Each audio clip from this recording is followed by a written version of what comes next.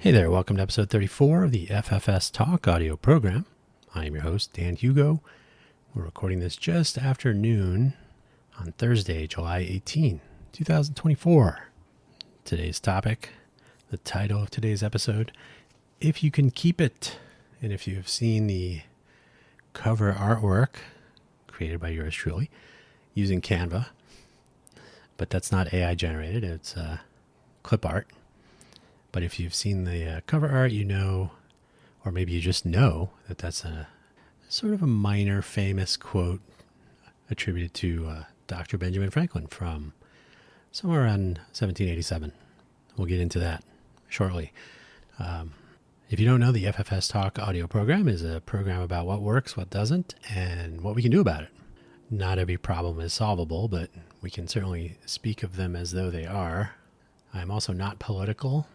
That is, I'm not trying to make political programming. So while you may believe that, this is going to be about, no, we all have enough of that flowing out of every device we might own, and even some we don't.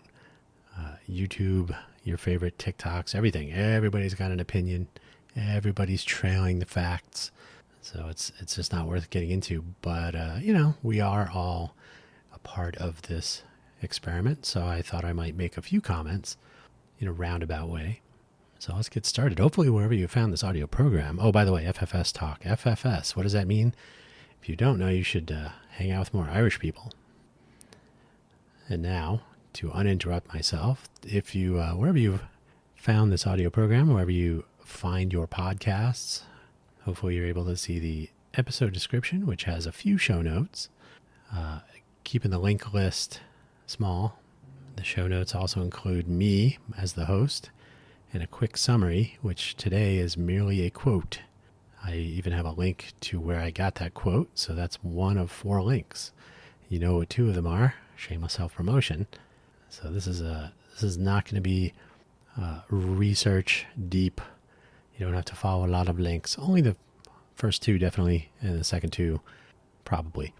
Production by a street. The summary of today's episode is this. It is a quote, as I said. A lady asked Dr. Franklin, "Well, doctor, what have we got, a republic or a monarchy?" "A republic," replied the doctor, "if you can keep it." Seems apropos. The link section today has, as I said, the 2 shameless self-promotion links. buymeacoffee.com/Dan Hugo, ko-fi.com/Dan Hugo, ko-fi.com/Dan Hugo.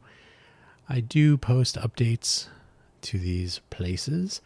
One of these days, when I finally get to the to-do list where I create websites for my 4 audio programs. One is Innovate for Vegas Foundation. So that's basically the thing that's preventing me from getting to the other 3.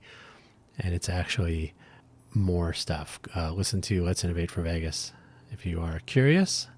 But either way, I do use the buymeacoffee.com/Dan Hugo profile page, and I'm starting to get into using the ko-fi.com, ko-fi.com/Dan Hugo announcement scheme, which is sort of a little microblog thing.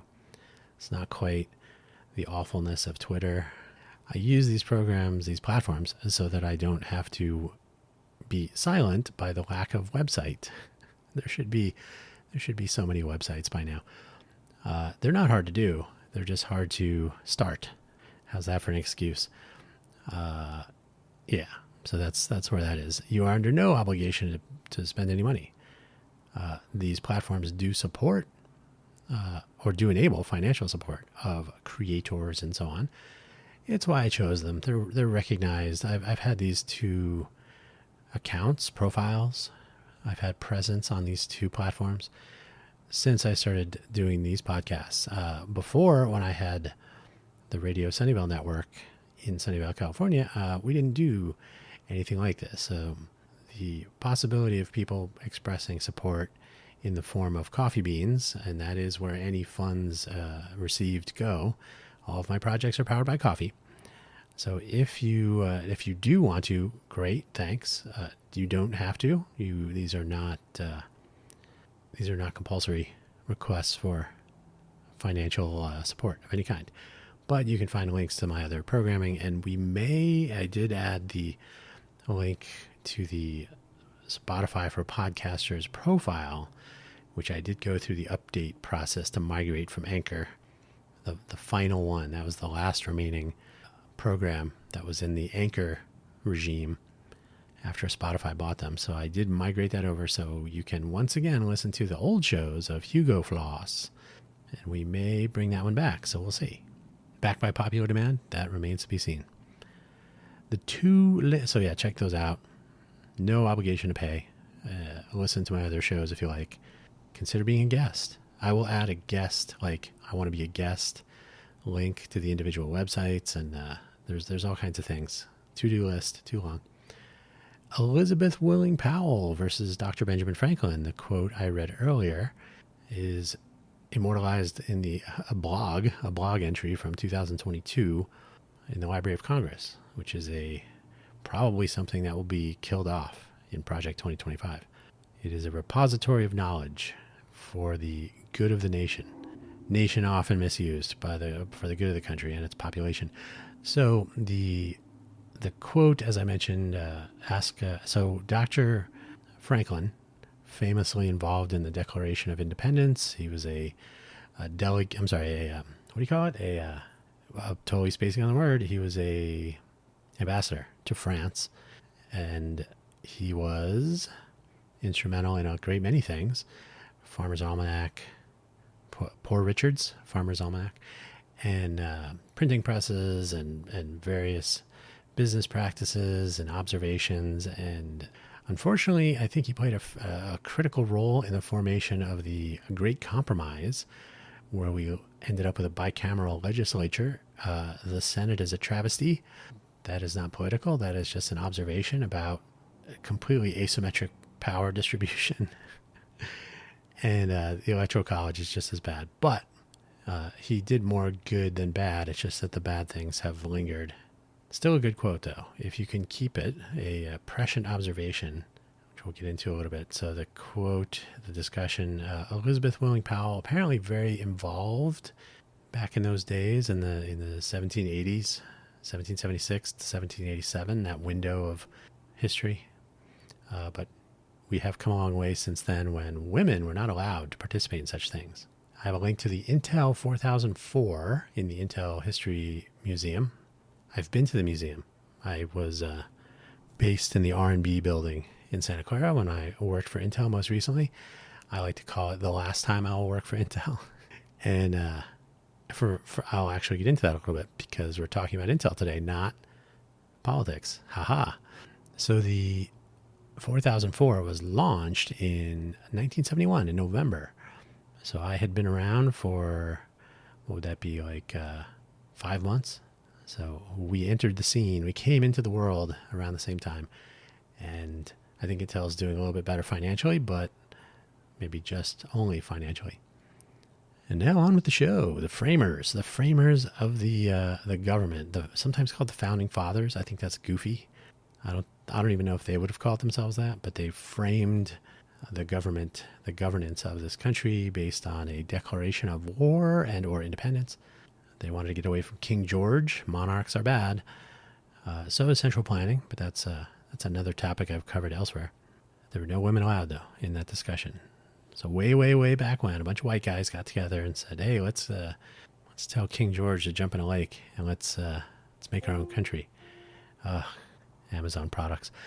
So a few years later, after the Declaration, there was the Constitution, the Constitutional Convention, wrapped up, and the exchange between Elizabeth Willing Powell and Dr. Benjamin Franklin allegedly took place, leaving the future a prescient meme that should be on our currency. Honestly, I think you could literally, maybe e pluribus unum can stay. The whole problem with separation of church and state maybe could be alleviated. Just replace that one part with if we can keep it. I think that would be a decent reminder. Thus began this grand experiment, which has always been at risk of ceding its existence to the motivations of its beneficiaries, or a fraction of, if we're really lucky, a minority, which will put to use that silly electoral college. the beneficiaries who might choose their own gains over the fragility of the union. And in modern times, for you crypto kids, it's the 51% problem. It doesn't even have to be 51%, but if enough people decide to subvert the system, look out. But I don't like talking about politics. First of all, I think politics should be more local. I think people should be more concerned about local issues and solving them, hence the Innovate for Vegas Foundation and other related efforts. But, every once in a while, there's a news headline here or there that reminds us that there is something else going on just beyond the horizon. But I'm going to speak of it as in terms of this large corporation. Maybe there are some parallels. Maybe that's why I've crafted this narrative to suggest that there are, although there kind of are. So yeah, politics is messy. Let us speak of big business and a company that created just about as much of an earthquake in the tech world as the framers did in the world of governance, the geopolitical scene. Originally employed at Shockley Semiconductors. I've talked about this previously. And then probably not on this program, but the history of Silicon Valley, often misunderstood. Many people believe it started in 1993. Nope, 44. Professor Terman moved to Stanford to be the Dean of Engineering. And it may have even started before that. Stanford was around before he got there, but he certainly turned the lights on. Shockley Semiconductor moved from Bell Labs, the recently awarded Nobel laureate. Dr. Shockley moved his company to live closer to his mom on the suggestion of Dr. Terman. I have sometimes said Dr. Ternan, and I believe I'm saying it correctly. Terman. If I'm wrong, well, give me a call. Several of the people who were not pleased working at Shockley Semiconductor moved. They left. They declared their independence. Moved on to Fairchild Semiconductor, also in Silicon Valley. The so-called traitorous eight would eventually make major waves in Silicon Valley, including two of the eight, Robert Noyce and Gordon Moore, founding a little tiny company called Intel. And I have to be honest, I thought their first office was in Santa Clara. I thought it was on Lawrence and Bowers, the SC1 and 2 buildings, where I did have a cubicle briefly a few years ago. But they actually they started in a meeting room in an office where the company in place was moving out. So I don't know when they moved over to SC1. But anyway, that's a little sort of detail, some noise. So they started Intel, and in 1969, you can dig up some history on Fairchild Semiconductors, the history of Silicon Valley, etc. In 1969, Intel began work on what would become the first integrated microprocessor, the 4004, destined to be used in a calculator for a Japanese company. You can check out that history page I linked to above.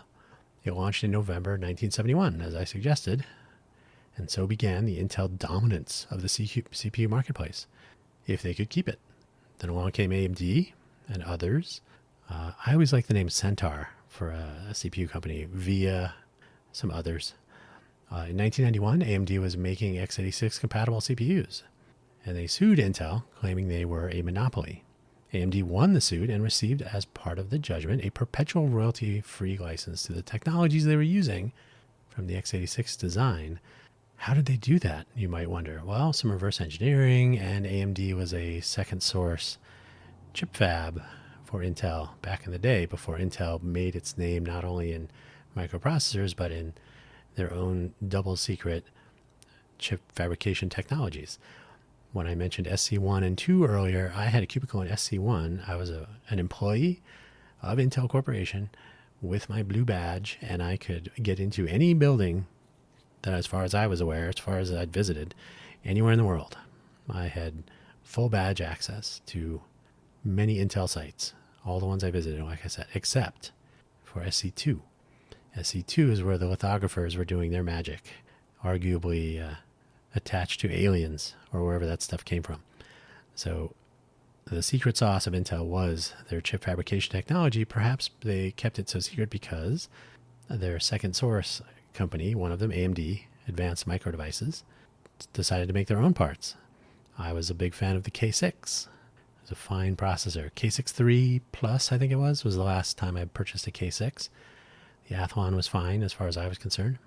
The Opteron, not so bad. So they got to continue making these parts. The parts I just named were long after the lawsuit. There were a few other smaller companies making low-cost variants of the x86. I mentioned two of them. At some point, they all merged, I think. I used some of them in the 90s, as I said. The VIA parts showed up here and there, the Centaur, but I was really a fan of AMD, still am. They were all okay, though. This had problems. They were not quite up to the AMD level, where AMD leads the fight and was, in my own view, substantially more scrappy than any of the others. And in fact, AMD is still that scrappy, in my opinion, and they have always been more scrappy than Intel, except for maybe around 1971. There would be other lawsuits, ups and downs, all around. The ARM architecture would catch on. Intel was to be, or already was at this time, an ARM licensee, as is AMD. Intel, their CEO, I can't remember his first name, Otolani, was asked at one point whether Intel would continue to support ARM, continue development, and so on. And he said, really, we should focus completely on our own x86 architecture and not dilute our own marketplace and dilute our focus. So absolute belief in what we have is better than anything else. We're sticking with it. We are the champions. And so I think it was Paul Otolani. Now, when I was doing my NEO, my new employee orientation at Intel, they had the program manager, I guess, or somebody who directly engaged with Apple for Apple's migration to Intel technologies away from PowerPC and so on. So I raised my hand and said, hey, would things have gone different if Otolani had not said no to ARM? And he rolled his eyes and said, I'm not going to answer that here, but I will talk about it later if you want. Because he was managing the relationship with Apple Computer. And of course, Otolani said this long before the iPhone came on the scene, which bit of a game changer for the smartphone marketplace, powered to this day by ARM. Now, of course, Apple makes its own chips, but back in the day, surely when they were putting a deal together with Intel, we can use your x86 parts in our computers and we'll use the ARM parts from Intel. And I was actually doing, when I was working at Intel Chandler, long before I was working in the R&B building, Intel Chandler, Arizona, I was working on pre-silicon validation for the Intel licensed design that they called Hermone. That was to be used in cell phones. But Otolani put a stop to all that. The rest is history. Be careful of those decisions made in haste, made based on overconfidence, misunderstanding of the marketplace. Who knows what the future holds? There would be other lawsuits, like I said, though. So things have been interesting in the chip market. You can never be too sure. You can never rest on your laurels. The ARM architecture would catch on, and AMD would stumble with some of their parts. I named two of them, the Athlon and the Opteron. Initially, they were cool. Later, I think it was the Bulldozer version of the Opteron completely missed the mark, underperformed, crazy. Athlon FX parts, I think, were still okay, but basically AMD was not staying on its trajectory. Intel was able to catch up. Intel was ruling the day with their 4 cores and core processors, the core line. So Intel kind of made the most of this weakness, which was temporary, as it turns out. But today, the tables may have turned all the way around with the Zen architecture from AMD. Because remember, AMD is scrappy. They didn't say, I guess we're going to give up. So the Zen architecture, the chiplet design for incorporating multiple Zen parts on however they mount them on substrates or whatever, however they construct these modules. That's for another show, another time. But the Zen architecture has proven to be quite beefy. And what ended up happening was where Intel was charging tons of money for their Xeon parts with, dozens of cores. Get 24 Xeon cores or whatever the numbers are. I've not tracked Xeons in forever. So AMD comes along and says, hey, your desktop processor can have 16 cores and 32 threads or whatever. So they started upping these numbers. And what ends up happening, here's a little side note. When you're making chips in a chip fab, and I did have an opportunity to tour the chip fab in Leakslip, the Intel fab. So I was in the chip sorting room. You can actually see the giant wafers, and you can see the little etchings on them from the manufacturing process. So what happens is if you pin all of your manufacturing on your yield from these giant wafers, and the giant wafers are made up of very large monolithic central processing units. That's been Intel's bread and butter for years. So if you get say you have a 4-core processor and you test the 4-core, only 3 of them work. Then you blow a fuse and you make it a 2-core processor and you sell it in a different bin. That's how you figure out which ones can go which clock speeds and all this stuff. So Intel was cruising along selling their, 2, 4, whatever clock speeds. And companies like AMD were always, when they were capable of it, pushing the envelope a little bit, pushing with competition the technology and the price in opposite directions. So people were getting real value out of this competition. Competition's supposed to be good. That's capitalism, right? The free market. So the Zen architecture, though, came along and said, we're going to get really high yields by doing these chiplets. So instead of having to make all of these 16 cores on one piece of silicon, we can put 4 on each piece and stick them together. That's a dramatic oversimplification. And I don't even know, to be honest, what the current Zen 5 9000 series, I think it is. Some crazy stuff going on. So AMD has continued to fight the fight. They are definitely in it to win it. Perhaps that's made Intel a better company, but from the looks of it, maybe not. We have arrived at my analogy. So I worked at Intel. I haven't mentioned that. I think I've mentioned it a couple times today. Of the 100, I think it was actually 110,000 at the time, 100,000 people or so who were working at Intel when I did. I met maybe 200 of them, maybe 250, like actual conversations and interaction. I am by no means representing my observations as statistically relevant. They're not useful in that manner, but my assessments, being anecdotal, barely that, are still interesting to me, especially in the context of what's happening today. I worked at Intel, was it 6 years ago? 7 years ago now? Yipes, time is flying. So everything that's transpired since, the Ryzen parts, the Zen architecture, launched after my time at Intel. Intel had some advantage at the time. The future was looking bright for them. They were unstoppable. With this in mind, I will suggest that 3 things have led to the current AMD versus Intel fight. And this is not to say that Intel is always chugging along in the number one space comfortably. They've always had competition, which has been good. In particular, after the 1991 lawsuit. Prior to that, there would be competition from the likes of Digital Equipment Corporation and the Alpha. That was a cool processor. It never got beyond 400 megahertz, I think, so not a long runway. I had a really interesting interview with someone who worked at DEC at the time on the Alpha. We spent the whole interview talking about the fight between Alpha and AXP, if you like, and x86. And he said what it really came down to, no joke, the Alpha was a big endian and had to bring in the entire instruction word before it could begin decoding it, because x86 and its history of variably sized instruction words, and because it was doing it little endian, the little endian part of the instruction could be all it needed, or it could ingest and decode in parallel more instructions per clock than the Alpha could. This was just an architectural decision, and we went into more detail and whatnot. So it was quite interesting. So Intel was doing really well, and they were number one, unstoppable. And the competition was from Digital, was from Motorola somewhat with the 68000 series. Apple was using the 68040 at the end there before they switched over to Intel.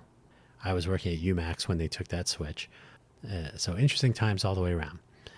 So what I think, these are my observations, what I think happened, and play along maybe you'll see some parallels here. Intel rested on its laurels and even a skewed ARM. I already described the Odolani situation. I love finding typos in my own notes. Even though Intel is an ARM licensee, still is, and has only recently given in to the notion that other foundries, other chip fabs, might make their parts. The AMD lawsuit did come from Intel using second source manufacturers, so AMD was making their parts. They reverse engineered some things. It was one of those things. It's, if you go back far enough, everybody is a criminal, right? So yeah, AMD kind of pulled a fast one there. They defended their actions and they won a lawsuit. So it is what it is. In those early years, Intel became a little bit, or was not skittish, and they had second source. They had alternate manufacturing going on of their technology. They brought all that in, defended it as though it were the secret sauce, which it sort of was for a long time. Companies like TSMC have since proven to be more than capable of competing in these spaces. And if I'm not mistaken, Intel did have a part manufactured at TSMC recently, and this is something we talked about when I was working there. Intel, I believe, is beginning to open up their fab for manufacturing other parts from other companies. So hanging everything on a chip fab business is tricky. It's like the gold standard. It's hard to grow. It's hard to move quickly. So by moving their designs to other fabs and by taking business in their own fabs, they've loosened things up a little bit. Who knows? Maybe Pat Gelsinger, is that his name? Will pull it out. Maybe not this year. So yeah, they were number one. Who could beat us? We are rocking the world. Oh wait, AMD. What's going on there? Intel relied on the infamous prediction named for their first CEO, Gordon Moore. He was one of the two people who departed Fairchild of the traitorous 8 to form Intel. The other 6, you can do some reading. Moore's law is exactly the number of transistors per area of silicon should double every 18 months or so without an increase in cost. So same cost, double the number of transistors every 18 months. And the implication is that the processor will become twice as fast or twice as powerful or twice as something every 18 months. So for the same cost, that means you purchase a computer, by the time you've paid off your, if you're buying lots of processors for your big systems, your big, eventually like Amazon or something, right? So you're buying tons and tons of CPUs from Intel. By the time you've got them all wired up and put in and all that, they're already half as fast, quote unquote fast, half as fast as the new stuff. So the fun began when doubling the transistors did not necessarily improve performance. Then you have to do funny things like parallel instruction decoding and longer pipelines, and then they redid their CISC, complex instruction set computing, to an internal RISC instruction set, reduced instruction set. So RISC instructions, maybe some sort of a microstore. I don't know if that's ever been divulged how they're doing this. So they've always had to play some tricks, multiple cores, hyper-threading, to try to maintain that that doubling, the Moore's law. Oh, Moore's law still holds. Oh, Moore's law can't go on much longer. So Moore's law caught the eye of the tech press and the stock market, of course. So as long as Intel could keep doubling and keep the same price, so it became the rule was to match the Gordon Moore's prediction every 18 months. If that becomes the goal, not necessarily better products, better performance, but we have to show, well, if the goal is to double the thing that people are looking at the expense of any other technological advancements or flexibility or other ability to react to market conditions more quickly, et cetera, then you may run into a problem. Empire building, though, that was the thing that you could observe very clearly if you walked around in the cube hallways of different buildings. And I happened to have a role. So I was in case you haven't heard this before, I was the technical liaison and software architect for our Maker Innovator products, which means as a software architect, I was in the lab. I was in a lab in Leixlip, Ireland for Galileo. I was in the labs for Edison in Toulouse, France. I was in the labs for Joule, although that one never really made it out the gate before they killed everything, in Hillsboro, Oregon. And I was also hanging out in Turin with the Arduino crowd when the Arduino 101 came to be. And all these are dead now. They're all end of life. So I got to work on our actual products. And then as a technical liaison, I was always going to maker fairs and hackathons and so on. So I was always out in the field, always traveling around, always talking to people, always interacting. And I will tell you this, empire building is a real thing at Intel Corporation. It's not uncommon in large companies. People will always try to gather resources, gather headcount, to establish some sort of self-determinism, maybe some autonomy, kind of a Colonel Kurtz situation maybe. And their rule of 75 made opportunities internally for people to favor their own futures over that of the company.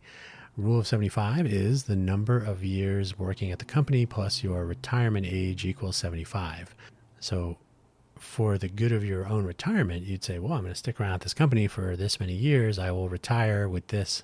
So you kind of had this whole thing mapped out. That was part of like the long-term employment plans. There were people that could help you make those plans and so on.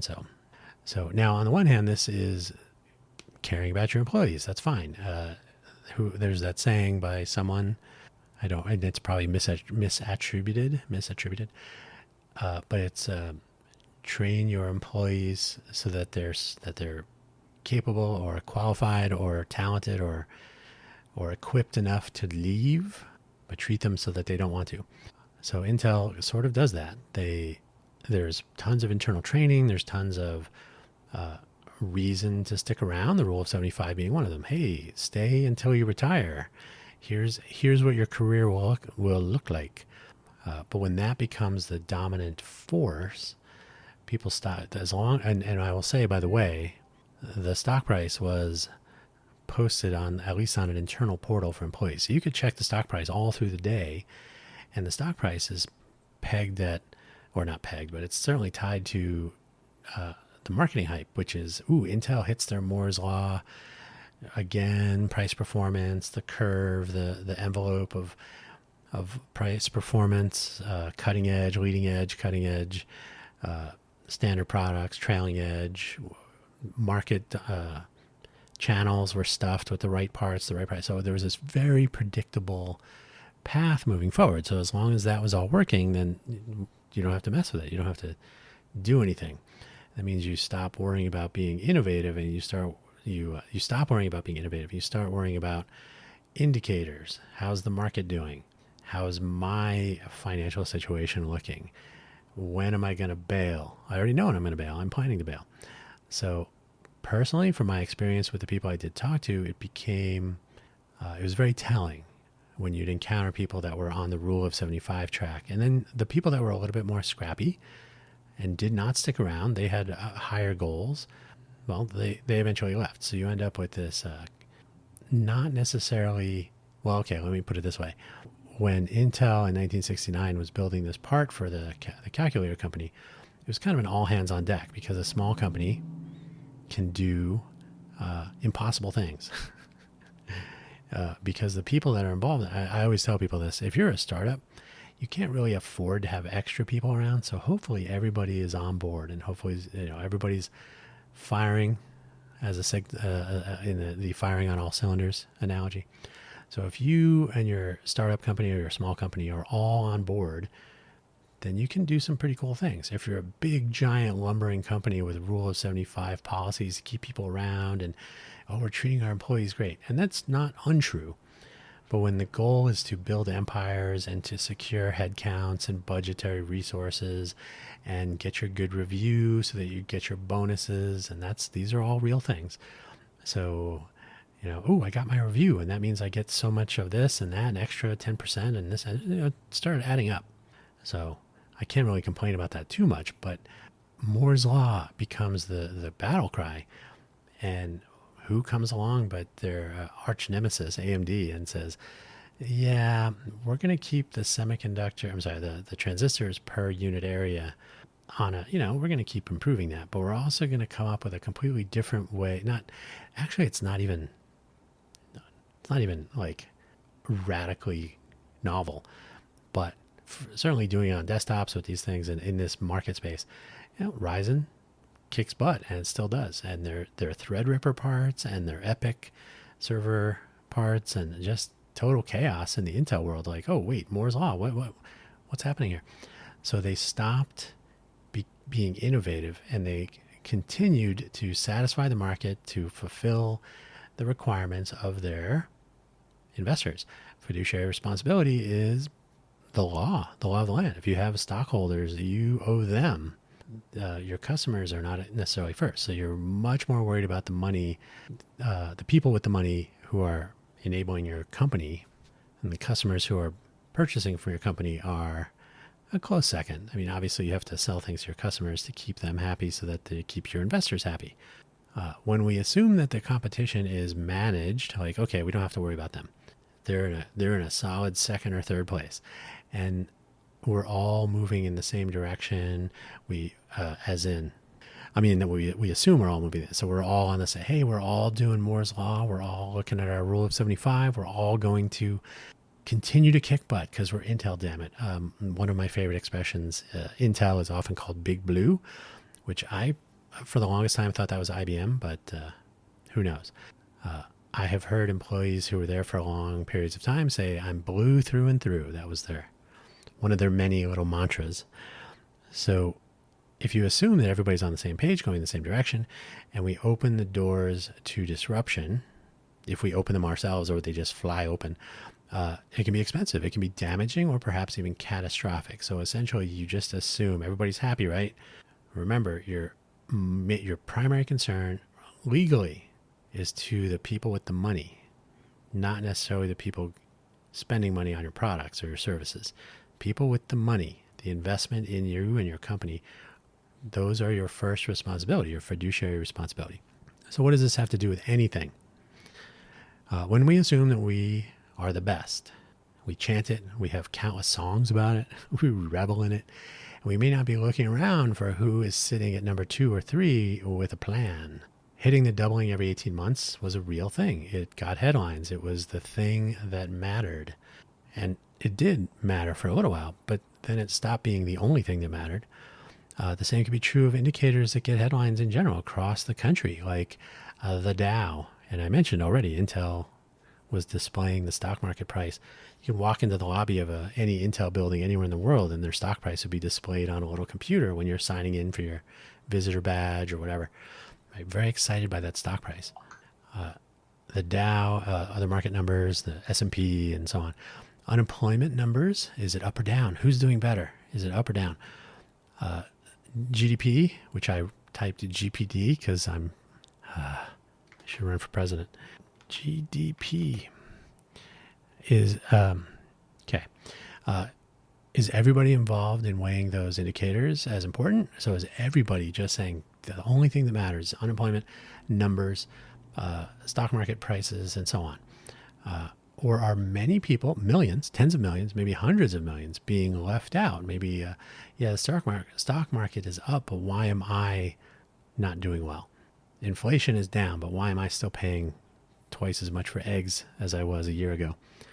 So the system, a system as large as a federal economy, a national economy, run by a federal government with a lot of different players involved in making decisions, and ultimately the Federal Reserve and its interesting history.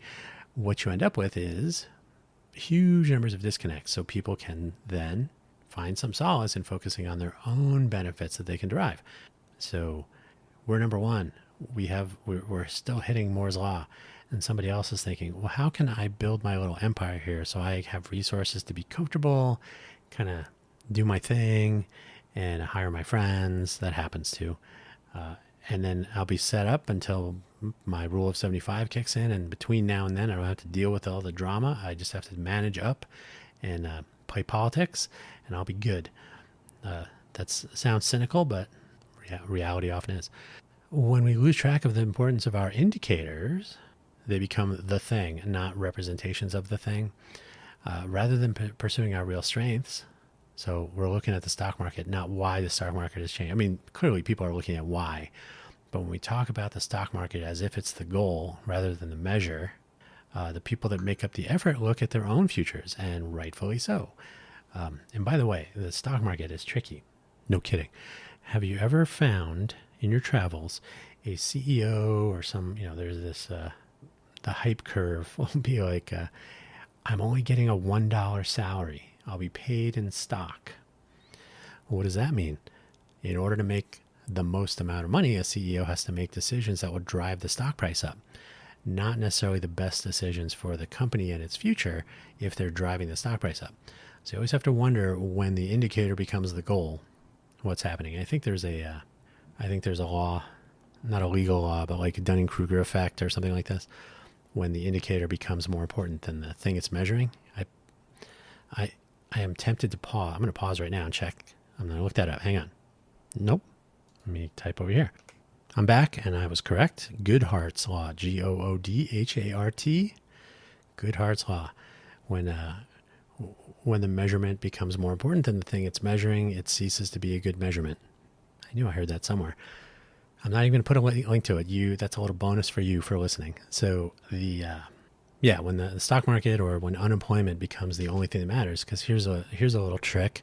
If you have seasonal employees or if you have things like construction, like public works projects, construction work is not the same as real jobs because they're often temporary.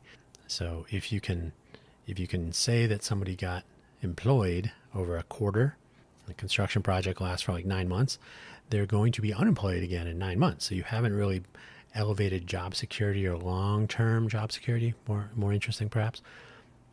But you can get a little boost in the short term by creating a lot of shovel-ready projects. Now, the good side of that is that you end up with public good projects, right? Things that elevate transportation or parks or roadway. All these things are possibly good outcomes. But if you only look at unemployment, then you would say, oh, unemployment's down, but number of construction jobs is up. So you kind of have to delve into the details, and not everybody does. They just look at this one number. Is it 2.9 or 2.8? What's the GDP? If you don't look at what's making those numbers, then you could be deceived. You could be unduly impressed. So yeah, Goodhart's law. Check it out. Goodhart, H-A-R-T. So we chant all this stuff. We're the best. We're the best. We're hitting the numbers. We're doing the thing. It doesn't really measure anything worthwhile anymore. As long as we get twice as many transistors and we end up with good benchmarks. And by the way, my very first job out of college in Silicon Valley was running benchmarks on things. And so we've all seen benchmarks of some sort, like miles per gallon for cars is probably the most obvious. But you always have to look at how they've measured. So if you look at benchmarks for computer products, of course you're going to pick the things that you do the best. So I would probably run like a suite of tools and whatnot. I was 22 years old. I didn't know anything. So the marketing guy would come in and say, I need something that shows we're at least 30% faster than our competition. So I would run all the tools. I would put them all on a spreadsheet and I would sort them by margin, right? Like, okay, these three things were 35%. He's like, okay. And guess what? There'd be an ad created around those three benchmarks. Those three benchmarks had no connection to reality. There was no way that anyone would say, oh, I only do those three things. Therefore, I will see a 30% increase in performance. The products we were making equated to time value of money, right? So we were designing products for graphic artists and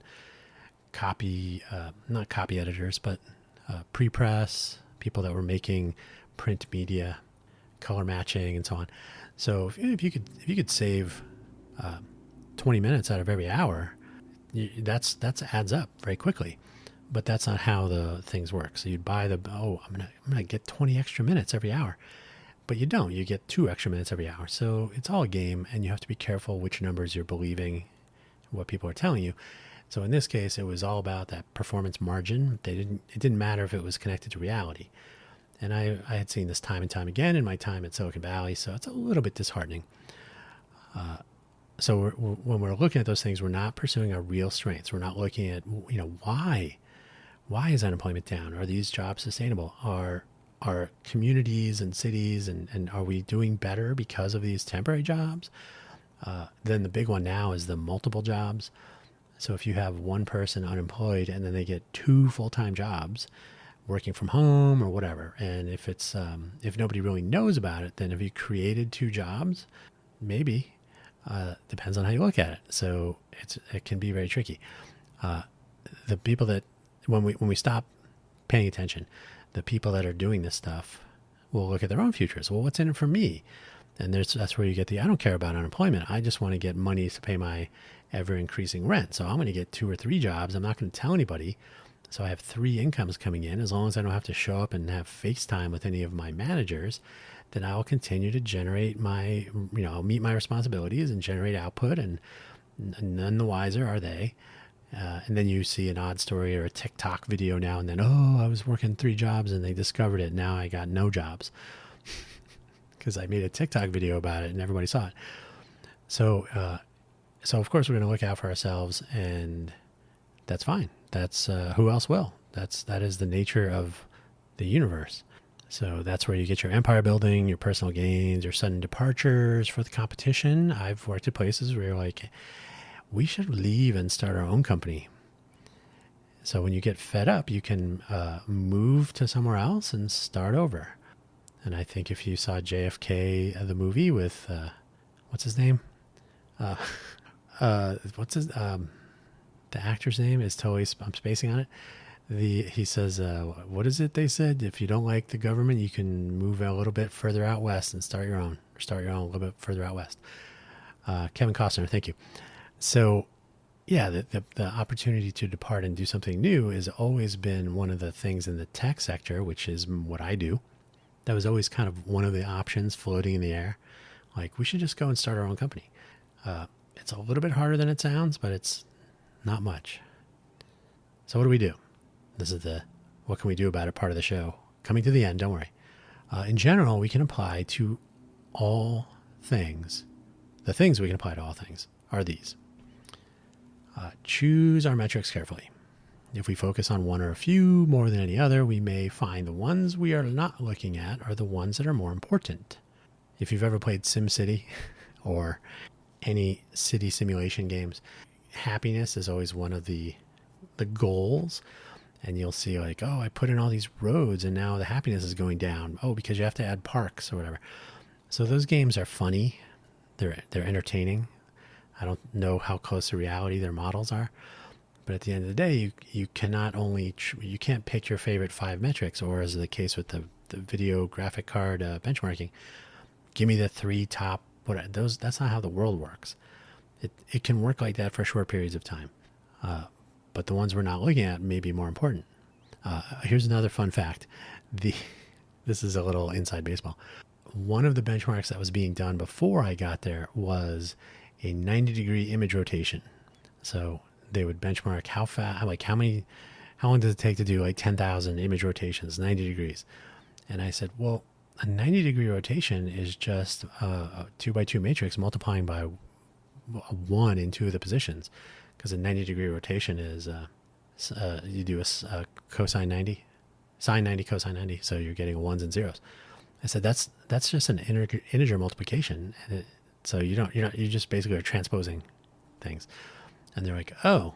So I said, what would be interesting is how long does it take to do 1 degree of rotation through 90 degrees? That might be interesting because now you're rotating huge images. And you might have to, I gotta see, is it 2 degrees or 2.5 degrees I gotta do? So now you're doing very small adjustments that will appear, they'll be visible in the print, in their final output. So you do have to be, they have to look good. So now you're doing 1 + 1 - 1 plus a half minus a. You might have to do a couple times before it looks right, or before it lines up, or, oh, I overstepped, now I went too far and I got, So these are things that you don't really think about. You're looking at a bad indicator and you're treating it as though it's a good indicator, and that's maybe Goodhart's law again. Strive to understand where we are in our surroundings. Like, are we doing okay? Is everything fine? Are indicators correct? Are they reflecting reality? And remember that being the best Being number one means the largest number of competitors. You see that? If you're number one, everyone is not number one. So you have the largest number of competitors out of anyone. And so you got to try to be friends with everybody, or we get what we get. Understand the role of the and by the way, Bretton Woods and the gold standard, getting off the gold standard, Bretton Woods, look those up. Becoming the world police. Oh, why do we have to be the world police? Do your reading. Do some research. You'll see. Oh, that's why our gasoline's so cheap. That's why I can get products made in other countries so easily. That's why we don't hear about piracy on the high seas so much. Understand the role of the individual in the fabric of the populace. If you don't, someone else will, or they will pretend to. That's when you raid companies. Oh, you hate working at Intel? Why don't you come over here to AMD? Which I don't think they've done in such a way as they got in trouble for it, but I'm sure it happens. People jump between employers all the time. So, critical chip designer leaves Intel to go to AMD or vice versa. Happens all the time. If it is it is absolutely critical that we, those individuals, that's us, that's all of us, are aware of reality. What is happening, which opinions are probably true, which facts are real. And we've heard nothing but fake news and this person and that group and that channel and big media, mainstream media, alternate media, censorship. It's becoming a cacophony of a fire hose of chaos, really, of cacophony. This applies to anything, though. Though the exciting worlds of politics and CPU benchmarks are rife with fine print and asterisks. In other words, what does it really mean to have the best economy? What does it really mean to have the lowest unemployment? Various other claims that are made. What you end up with is, I didn't feel that impact. I didn't see that result I spent $10,000 on the newest, shiniest Intel Xeon to get a 3% performance boost in what I'm doing, even though your marketing said that you should get 30%, right? So the hype, the asterisk, like, your mileage may vary. That doesn't really show up everywhere. So you are often taken in by a shiny story, no matter what it is. And again, politics, I'm not a fan. By the way, I usually, if I'm talking about this stuff, I will usually state up front, I'm not a fan of either of the candidates in this year's presidential race. I'm not even speaking to the third-party candidates or the alternate candidates. I think the way to look at it is the third-party candidates are often faction candidates, whereas the main two, and we can't keep track of more than two things, the main two are representing parties that they themselves are a collection of factions, often at odds with each other. So if you take one third-party candidate, they are usually focused on a few things. But if you look at one of the big two parties, they are focused on a lot of things. So some of the members in one faction are like, no, we are anti this and pro that. And then another faction is like, well, we're anti both of those things. So you get them all in the so-called big tent, and you get this mishmash of fighting and the Tea Party and the MAGA and the neocon and the neoliberals and the progressives. So there's all these different flavors, and they try to remain under these two banners, and it's just a big total mess. So I'm not really a fan of either of the individuals running for office right now, whichever those will be. So yeah, I'm not really picking a side here, but systemically, there are huge problems. And I will end this episode, because this is really more stuff to think about. In case of none of this has impressed you, the take home is that you really need to figure out where you as an individual fit into you as a part of this larger thing, and whether expediency or buying the story, not doing the reading, is the basis for making a good decision or a bad decision. And the bad decision might benefit the smallest number of people. And that's where you get the Pareto effect, and you get the 80%. 80% of their wealth goes to 20%, and then you get your 1%, which is all the way over at the edge of the graph there. So yeah, become more aware and pay attention. And if you are still taking civics classes, don't stop. Understand how the various systems work and how they do not work. And don't get lulled into a sense of security and knowledge by listening to one side or the other. Motivated reasoning, not for the win. And my final bullet item, never buy a pig in a poke. That is an expression from the 1500s, not from Benjamin Franklin, but it's still a good one. Always check to see what you're buying or buying into. This has been Dan Hugo in the FFS Talk audio program. If you can keep it, don't forget to check out buymeacoffee.com/Dan Hugo and Ko-fi.com, ko-fi.com/Dan Hugo for any minor announcements. If we get the Hugo Floss program up and running again, if there are new websites, if we add video, I would very much like to add some way of doing interactive discussions. I would like to have guests on this program. That's basically the whole idea, is to talk about proposed solutions to things once we figure out if there's something wrong. There's always something wrong. And there's always a solution idea. Whether it's good or not, that's another story. Which brings us right back to the two political parties, which is where we can end it, because the U.S. National Weather Service has issued a flash flood warning for Las Vegas. But we also have a drought. Thank you for listening. Until next week, America.